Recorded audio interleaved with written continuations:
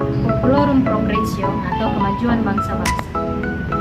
Ensiklik ini adalah dokumen ajaran sosial gereja yang diterbitkan oleh Paus Paulus ke-6 pada tanggal 26 Maret 1967. Nah, dokumen ini secara khusus membahas tentang isu-isu ekonomi global, kemiskinan, kelaparan, dan pentingnya pembangunan manusia yang seutuhnya. Nah, pembangunan manusia yang seutuhnya itu seperti apa ya?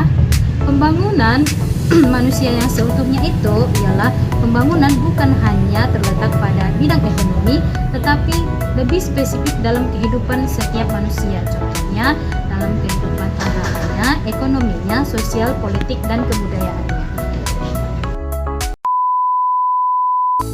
Ensiklik ini terkenal dengan satu frasa yang penting, yakni pembangunan adalah nama baru untuk perdamaian. Nah, kenapa pembangunan? Apa sih yang melatar belakangi sehingga ensiklik ini dapat tercipta? Latar belakang kenapa Paus Paulus ke-6 membuat ensiklik ini. Yang pertama, pada masa itu banyak sekali negara-negara maju dan negara-negara berkembang atau negara hasil koloni yang memiliki kesenjangan ekonomi yang sangat signifikan. Nah, buktinya dari mana ya? Pada masa itu, Paus Paulus ke-6 pernah mengunjungi Amerika Latin, lalu juga mengunjungi Afrika. Nah, di dalam dua negara tersebut memiliki kesenjangan ekonomi yang sangat signifikan. Negara Amerika Latin adalah negara kaya dan memiliki sumber daya yang melimpah. Tetapi di negara Afrika banyak sekali hal-hal atau masalah-masalah yang menunjukkan bahwa negara tersebut kurang berkembang atau bahkan negara miskin. Nah, latar belakang selanjutnya adalah kegagalan ekonomi negara baru. Nah, seperti yang saya jelaskan sebelumnya bahwa banyak negara-negara bekas koloni telah menjadi merdeka.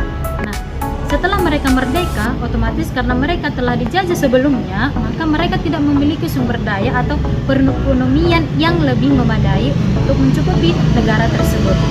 Tapi masalah selanjutnya muncul ketika masalah intern muncul di dalam satu negara berkembang. Contohnya ialah perang saudara. Nah, dalam suku-suku tertentu dalam satu negara bersaing untuk memperebutkan kelompok-kelompok atau suku-suku mana yang paling berkuasa atau yang paling terbaik dalam satu negara berkembang tersebut, sehingga upaya untuk mensejahterakan masyarakat menjadi timpang karena keinginan-keinginan atau masalah-masalah yang muncul oleh perebutan kekuasaan.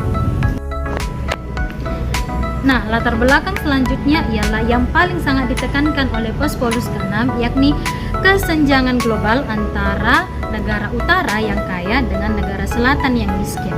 Nah, apa yang melatar belakangi kesenjangan global tersebut? Pada masa itu terjadi banyak sekali gerakan-gerakan atau perang-perang. Contohnya ialah perang dingin. Nah, hal ini membuat bahwa ada negara-negara yang sangat signifikan kekayaannya dengan negara-negara satu. Nah, hal inilah yang disoroti oleh Paus Paulus ke-6 bahwa setiap negara memiliki peran penting, terutama negara maju, untuk membantu negara-negara yang baru berkembang atau negara-negara baru hasil koloni. Nah, oleh karena itu, Paus Paulus ke-6 sangat menekankan upaya atau kerjasama setiap negara untuk mengembangkan negara-negara lain. Selanjutnya ialah tentang pengalaman pribadi. Nah, pengalaman pribadi ini lebih Paus Paulus ke-6 mengalami sendiri ketika pada tahun 1964 dan 1960 ketika ia mengunjungi Amerika Latin dan India serta Afrika pada tahun 1962. Pada masa itu, Paus Paulus ke-6 sudah melihat perbedaan yang signifikan antara kesejahteraan negara Amerika Latin yang sangat tinggi dan sejahtera dengan negara Afrika dan negara India yang sangat-sangat miskin dan butuh pertolongan. Nah, oleh karena itu, Paus Paulus ke-6 sangat menekankan untuk negara-negara Amerika Latin atau negara-negara bagian utara untuk membantu negara-negara bagian selatan atau contohnya Afrika atau India.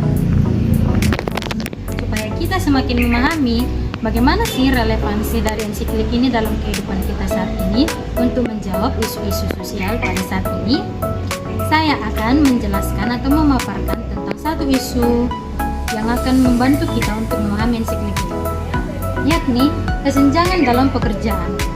Masih banyak nih dalam kehidupan kita melihat bahwa pemilik modal atau pengusaha-pengusaha mempekerjakan para anggotanya atau para buruhnya dengan tidak sejahtera.